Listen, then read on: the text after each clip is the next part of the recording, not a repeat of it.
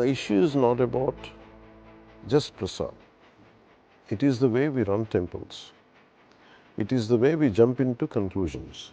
And the attack on Sanatana Dharma has been consistent all through these decades. Desecration happened. The simple thing is we should nab the culprits or someone, maybe it's a simple, if you strip everything, it is a simple food adulteration. Problem with is such occurrences, such situation happens, the attack is more from Hindus, within Hindus. These Hindus, the so-called, they say they are Hindus, but they don't have respect for Sanatana Dharma. When a Muslim wants to eat meat, it should be halal certified, done in a halal manner. Imagine if it is not done. It is an issue. Same thing happens in a Hindu. Hindu won't get a support. When did we comment on Jagan? We're commenting on TTD board. I personally, I'm saying it on record right now. I didn't comment on Mr. Jagan, Prakash Raj Garu. There is no need for him to comment on this. I never wanted to be deputy CM. I never wanted to be an actor. Never wanted to be a political leader. All the things I wanted good for my nation, good for my society. Hello and welcome to One India. Joining me right now is the Deputy Chief Minister of the state of Andhra Pradesh, the Janasena Party Chief, and famously known to movie fans as Power Star. Sir, first question to you. Your journey from being Power Star to the Deputy Chief Minister of the state of Andhra Pradesh hasn't been a smooth one. You've seen your ups, you've seen your downs. From winning one seat in 2019 to having a 100% win record in 2024. If you were to describe your journey, how would you describe it and how has it been, sir? I don't know, I never felt that way. I never judged myself. But I can say, I get these words, it's chaotic, turbulent, and stable. It was not an easy path, and I never wanted to be in the films in the first place. In the first place, I never wanted to be in films, and my thought was always, I don't know, maybe I was in search of something, I don't know what it was. Maybe while I was pursuing my school, or maybe I did just 2 years of my college, I had quit college. I was not happy the way they teach me. And I don't know, right from my childhood, my thought, especially from 8th grade and 9th grade, my thought was that education and employability were two big things for me. I said, if I learn this, what do I get? As I felt my heart was in something else. So the school was not teaching that. So from there, the reason why I said it was chaotic and turbulence, in between, every part of my life was very chaotic and turbulent, but I was looking for some stability in that. So that's why I think immediately these are the three words which followed, right from education, in films. I never wanted to be an actor. My brother was an actor, my brother is an actor. When he asked me, and he never asked me in the first place, but a lot of people around me, they used to ask. But I was interested in many things. For me, the simple quest is just to learn, that's it, nothing else. Just to learn for the sake of it. In that process, I got exposed to many things, maybe political ideology, history, you name it, science and everything. So I don't know what I would be hooked to. Okay, do I like this? I don't know. So finally, but one thing was consistent right from my childhood till today, it is injustice. That is one consistent part. And I used to, whatever I am today is only to answer my own queries, my own confusions. In that process, I think to get a clarity about myself, I think I was doing this journey, including political journey. So from actor, I said, I was clueless. I was in a spiritual pursuit. I thought, why did I get into a spiritual pursuit is, when you don't want to change the world, when you can't change the world, you're helpless and you're disillusioned, For me, I found escape in going to ashrams and getting, or else gain a lot of powers. Superior means, what do you call it, spiritual powers, and use it for society. That was the thought. Then at one point of time, I realized it's not leading anywhere. There is, even if you attain that kind of powers, it won't take you anywhere. But the real action is to do it in a very practical manner. So finally, from my spiritual quest, I want to make a living, because by then I was 22 or 23. I said, God, I didn't do anything. Then someone offered, why don't you do films? I don't know how to do. Though my brother is an actor, I don't know how to perform. So by lack of choice, I got into acting. Somehow it worked. But I'm a keen learner. So I learned the filmmaking aspect, and normally I'm a guy who gives his best for any situation which comes to him. So from there, actor, and always that social injustice was always there. That's one consistent aspect that made me to plunge into politics. This Who is would it. have believed that somebody who never wanted to be an actor today has a place in the hearts of crores of people? That's a strange one. Huh? Yes, sir. So coming to the issue at hand, a very serious one. You've been at the forefront of it. You've spoken extensively and you've been very vocal about the Sanatan Dharma and the need to form a particular board. The first question, sir, where is the issue at this point in time in terms of action? What can we expect from the state government? Because multiple organizations have come out. Somebody has sought for a court-ordered probe. Somebody has sought for a CBI probe. There are all sorts of messaging coming out. No, why don't you see? People are looking at it as a prasad issue. For me, I'm not looking at it as an issue of prasad. Definitely, it is an issue. I think most of them, in general, not everybody I can say, but in general, the general public I can say. I don't know about the organization heads and mud chiefs. I'm not talking about them. But let it be political parties or political commentators, they're thinking Laddu or Prasad as just one issue. They don't know the before of it and post, pre and post. The issue is not about just Prasad. It is the way we run temples. It is the way we jump into conclusions. And the attack on Sanatana Dharma has been consistent all through these decades. Ever since at least, I can say at least ever since I come off, maybe a little awakening which I had around what is happening around me, say at least 3 to 4 decades. Right from I was 14, I'm aware. I was always aware. For me, I prefer equality.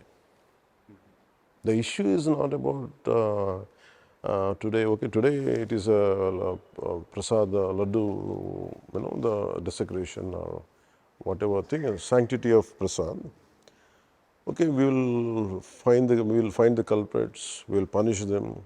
Let it be CBI or let it be CBI or anybody, whichever authority. But the issue is they might resolve it. They will resolve it definitely. The culprits will be punished. But what I'm looking at is beyond this. We have to find a mitigation mechanism or to confront such happenings, occurrences in future. And that is very essential for the health of our democracy. The problem with is such occurrences, such situation happens. The problem is Hinduism, the attack on such situation is not from, I don't see it much from Muslim society or Christians, from Christians.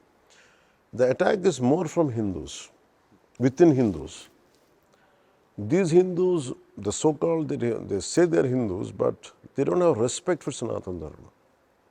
And they comment easily, and they are the ones to be corrected in the first place. Are you hinting at a lack of unity? It's not lack of unity, lack of, there is enough, unity is not the issue. There is some cohesiveness is lacking. Got it. See, the Sanatana Dharma allows you to be, okay, this is an ever-evolving religion. There are no fixed tenets, okay, this is right, this is wrong. This is ever-evolving. Always there is a lot of amendments can be done. Time to time, it keeps happening. What was right for certain times, okay, we make corrections. There is a Sanatana Dharma keeps on evolving. It keeps on integrating. It lets you, even if you are a hardliner, if you're an atheist, you have a space. You can express views, but what I'm saying is everyone is bound to have views. I don't have any problem. But because people keep quiet, that has become a regular occurrence to attack it. For me, today, Laddu Prasad issue is what anyone should have done. Or some kind of desecration happened. The simple thing is, we should nab the culprits, or someone, maybe it's a simple, if you strip everything, it is a simple food adulteration. What I look at is, some kind of desecration happened, which a group of people finds it, makes it, it's a holy prasad for them. Because that's the nearest way to be more closer to God. Consuming, taking the prasad of Lord Balaji is I'm blessed. And it has certain norms, certain ways of making it. Imagine people who does raza in Ramzan time, they don't eat from morning to evening. And imagine some desecration happens. It hurts every Muslim. The faith says, I don't want to, we are not supposed to, you have to do fasting from sunrise to sunset. That is, their faith said that, and they're following it. So how you do this? And also when you say, okay, when a Muslim wants to eat meat, it should be halal certified, done in a halal manner. Imagine if it is not done. It is an issue. We cannot question, okay, why do you want to do it? It's simple, okay, that an average Muslim personality says, hey, that's what I believe, that's what I say, I want to do. But the problem is, same thing happens in a Hindu system. The question comes from, if some kind of such violation happens, a Hindu won't get a support from his own Hindus, fellow Hindus. They are so divided, disintegrated, and that's the issue. So regarding Tirupati Prasad also the same issue. It is a set of norms are there. These norms have happened, it evolved since 700 years. In last 300 years, the concept of all the, it used to call bundi. So it was it was not rolled into a rounded ball, so shape. And finally, in 300 years back, they made it more easy to offer this way. And a lot of reverence and devotion goes into that quality. Why do we wash feet and go inside? Why do we take shower? Because it is way of cleansing, and it's a purification process. You do with the purity. Prayer should be done at a purity level. The prasad to be offered, it should be with a complete purity. So what are the ingredients go into it? More purified form. It doesn't allow beef fat. It doesn't allow pig fat. It doesn't allow fish oil. There are certain norms to it. So when the norms are being violated, a lot of people who doesn't even eat garlic, who doesn't even eat onion, they're devotees of Lord Balaji. And imagine for them, even garlic is a desecration for them. Yes. eating garlic and eating onion. So everyone believes, okay, they come to a common minimum understanding, okay, this is what it is. Okay, it gives sanctity for that. The problem is when it is not been practiced, when something has been violated, the ingredients which are not supposed to go into it, when they went inside, and it is a violation of trust. 100%. And that did hurt people, that enraged people. And imagine someone says it, who are the board members? I'm not, the concept is I'm not blaming whom I'm blaming? I'm blaming the regulatory body there, the authority which was sitting there. You're supposed to look into it.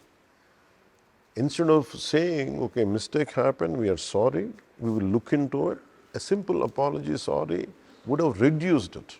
I'm not saying they won't be left, I mean, we won't leave them, but it would have lessened the mitigation.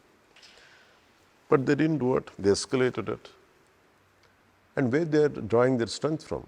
They're drawing their strength from Hindus. Society is divided. Fellow Hindus can be abused. Fellow Hindus can be done. They can, because you can't raise your voice because we are also Hindus. This is the group. How much percentage, it depends. But for that group, I'm also Hindu. I'm also respect other religions. But here I'm questioning not Muslims or Christians. Fellow Hindus. I'm questioning the Hindus who doesn't have respect for Sanatana Dharma. You are the prime culprits for this entire episode. For them, to escape, to safeguard Hinduism, Hindu society should be safeguarded from the people within Hinduism who attack Sanatana Dharma. I think that's what the whole episode turned out into. Sir, It's not just about Prasad. The executive officer of TTD coming out and saying that the ghee was never used, that the adulterated ghee was never used. Whereas the chief minister's statements and all the other statements after that confirmed that the adulterated ghee was in fact used to make laddus. So if you could just give us some clarity on whether the ghee was used or no in the first place, it can clear out the doubts of crores of devotees who today are in a confused state because of that one news report. If ghee was not used, the issue would not have arisen to this point. It's as simple. And especially we are very, very cautious and careful to say a statement before. When the EO says now, he was not talking about then. He's talking about once they have taken charge. Because when Mr. New EO has taken charge, I was also asking why. If you noticed, I was raising this since many days. You will have, if you want, my office can give you that visuals where I have spoken consistently about the quality of prasad. During the election campaign also, you spoke about it a lot. I also said it. So it is not something new. Everyone said there's something is not right. So when the EO who has taken charge, and he means, maybe he's not a, because because they say it he's a bureaucrat, he doesn't exactly, and also sometimes English, if you said it in Telugu, when they say it, when he said it, what he meant was, I asked him the other day, he met me, I said, what he meant was, now whatever, in fact he gave me prasad. I said, asked me, he said, but no sir, this is, after we blocked the company and this ghee has been tested and with this ghee we made it. That's what he meant. But the way he put it, I hadn't seen the visual, but for me there was no confusion because he said it right. But people who doesn't understand the language, people who want to twist, have a different meaning to it, they can say it, but actually we are on the same page. All of us are on the same page. So yesterday you did an entire press conference and you also responded to Mr. Prakash Raj, who came out and spoke something about this particular issue. Today he has responded to your press conference and he says you tried misquoting him or twisting what he has quoted? What would you like to say about No, that? no. There's no such way. I like Prakash Raj. He's a good friend of mine, and I always liked him. He was, in fact, we share a great bonding. Though we differ on political aspects and his opinion, that's a different story. But as an actor, I truly respect him and I like him, frankly. I love to perform with him. And I have a few more days' work also with him. See, first of all, when Sir Prakash Raj Garu is, first of all, there is no need for him to comment on this, on my tweet. It is something, some adulteration happened, some sanctity has been violated. I said that. There is no comment. My thought was, people who are involved in it should be punished. There is nothing to do with religion, nothing. But he commented and he dragged your friends in Delhi. He meant the BG. BJP and Modi ji or who are the leadership. So I know his comments. He feels he's a great secularist. So where your thought comes from? Such idea, what you said it comes from your definition of secularism. So it is not just Mr. Prakash Raj alone. Whoever were commenting on me on the social media or on the political commentators, they think they are the saviors of democracy, and they are epitome of secularism. I want to tell them, guys, I know for secularism I have a slight, it's not my own opinion, average Indian feels it.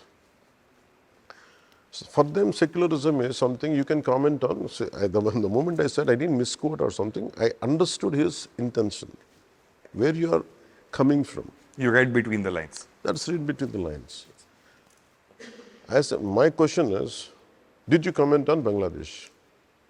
When Hindus are being killed, did you comment? You don't comment. If you had commented, I don't know, I'm not aware, I'm glad. See, this, not just Prakash Raj, any kind of secularist who claims to be his secularist, it's very easy to comment on what is happening in the Hindu society. They're scared to comment on any other religion, which I hate that. You say there are dual standards. I said, what is secularism? All are equal. Whether I'm a person of an X religion, a person of Y religion, or Z religion, that's not the issue. Whoever does the mistake, who wants to make a comment, please do it. That's what an average Indian wants. Exactly. I grew up from a very simple middle-class family who doesn't come from a great political background, but I wanted my leaders to be like this. Got it. Just because I'm a leftist doesn't mean I'm not going to comment on. Imagine the sacred thread was will be adorned by Brahmins or certain classes of society. It was pulled and snapped by one guy. The one who snapped, it happened in the temple in Bhimavaram. It was done by another Hindu only. And no one comments about it. Of course, I raised my voice. Any kind of some wrongdoing happens, or it's easy. Sanatana Dharma or Hinduism is the easiest target, punching back to be commented. Got it. For the so-called secularists. And Prakash Raj is one such secularist. That's the reason why he commented online. Got it, sir. So my last question on Tirupati before we get into 100 days of governance and the Guinness World Record achieved by your department. There is an allegation coming in from the opposition in the state of Andhra Pradesh. They say recently the IT minister and the son of the present chief minister went on to give a media statement saying TTD, when questioned about the delay in the timeline, he went on to give a statement saying TTD is an independent body and the chief minister can only appoint the executive officer but cannot exercise control over the board. So the Mr. Nara Lokesh had said that to the media. So their counter question right now to the ruling government is, if today TTD is independent and that justifies the delay in making the report public despite receiving it on the 23rd of July, then how is it that the then Chief Minister, Y.S. Jagan Mohan Reddy, can be attacked? Because TTD even back then was independent, is what they say. Okay, well, when did we comment on Jagan? We're commenting on TTD board. I personally, I'm saying it on record right now. I didn't comment on Mr. Jagan. I'm commenting on the board which was constituted under his leadership. My question is simply, as you are not aware, I absolutely agree with this argument. It is constituted by you, but you are not the reason for it. Okay, right. These are the findings. Let the investigation go on. Let them find out. Why do you get scared? Why do you defend those people? That's what my question is.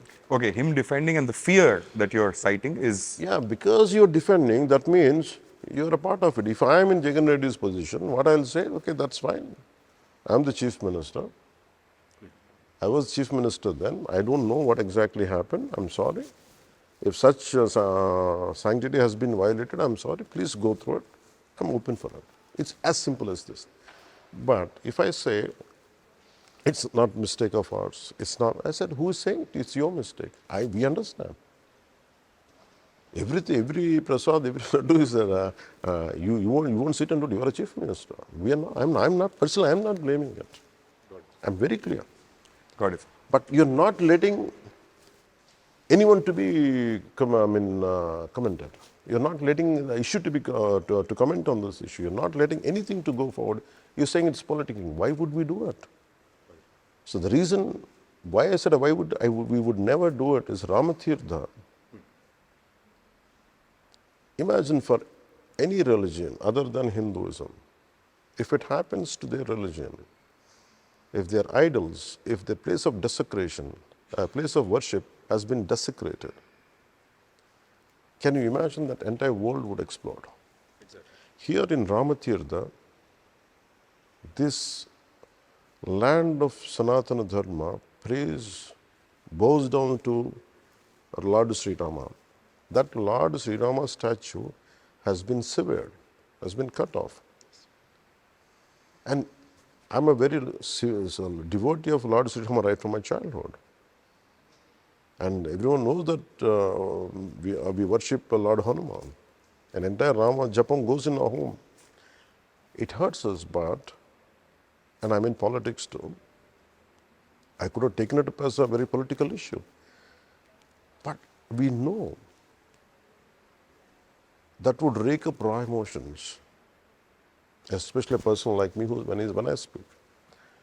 So I made it a point to what extent it has to be taken forward. I had done that much and I left it there, requesting them, you take action, which they didn't take.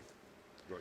But the repeated actions, the repeated occurrences, when it becomes a practice, and I had been seeing it for decades, after being in politics, after Rama had been severed. So when if not now, when? That's what I do. Sir, 100 days of governance.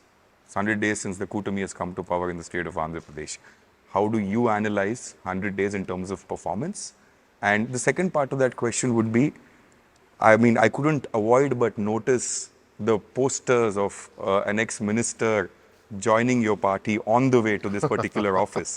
So now a lot of people are preferring to, jump ship and come to the GSP. No. So how do you analyze the performance and what is the way forward for Janasena Party as a political outfit? I'm telling you, I'm the most reluctant actor and a reluctant political leader. Destiny made me to be here. And my only quest is to speak from the bottom of your heart. That's what I trained myself all these years. And I want to curtail criminalization of politics as much as I can within my limits. And to give a dignity to suppressed sections of society and to increase a lot of employment capabilities in the people through skill development. And for me, This 100 days was purely focused on that. I'm a very great environmentalist, very committed environmentalist. And I love nature, I want to protect nature. So all these things made me to go, these were my ideals, my passion for it. But to let people, okay, I was focused only in these 100 days what best I can do. We did in 13,326 panchayats, which were neglected by the last government. And I started empowering them right from roads and connectivity, Narega, National Rural Employment Scheme. And we are getting funds and we're doing it. And whatever they could not do in the last 34 years, we increased the funds for Gram Panchayats. And these, I was looking at this, but I didn't ask anyone to join my Janasena. Because for me, I'm a bit cautious. The reason is I never expand party is, I don't like to join people. The reason is I want people of good commitment. People something, you believe in it. You come into my party. People who just want to leave the party, I said, please go, that's fine, I'm fine. Here I'm with a certain resolve, certain commitment. You believe in this, you come into it, otherwise I'm fine. So when people, and these are the leaders who were reasonably, and they're unlike YCP leaders, though they were in YCP. And we have a communal friends between us, and they were quite dignified in those times. So when later they approached me post ever since they wanted to come before the election also. And I said, we are in alliance and I don't like to, well, I cannot promise something which I cannot deliver. And they went ahead, and now it is not because of failure, because the connect with me they had. They feel we need a little decency in politics. We cannot handle this kind of political party we are in, and we want to come out. Could you give us space? I said, right now I cannot. So I think the time has come for them, and they extended, they asked to my opinion, whether they would like to come. Then I said, I welcome them. So last question, obviously the next logical step for the party, right? Party workers, leaders, they would obviously want to see their leader take the next step. Is that even a thought right now? I mean, is being on the CM seat one of the aspects that you're seeing in the foreseeable future? See, for me, okay, positions are, I never wanted to be deputy CM. I never wanted to be an actor, never wanted to be a political leader. All the things I wanted good for my nation, good for my society. Maybe that all made me boil down, that made me, everything conspired to let me be here. Okay, I never asked for a position. Yes. If position, you imagine if today's, for example, yesterday what I had spoken, imagine that this position of deputy CM is not there, still I would have been the same. So for me, if I become something in the process, but I wanted it to happen in a very organically, it is not something I want to be chief minister, because I know we need experience and expertise of Sri Chandrababu Naidu, because his experience counts a lot. His administrative ability needs. So here there is no confrontation, there is no backstabbing. No. I'm very clear personally. I want the best things happen to my people, best things happen to our nation, and that's it. In course of time, we don't know. If it happens, well and good. If it doesn't happen, still I'm well and good. Thank you so much for speaking to us, sir, and we wish you all the luck with all your endeavors going forward. Thank you, sir. And we look forward to interviewing you once again sometime.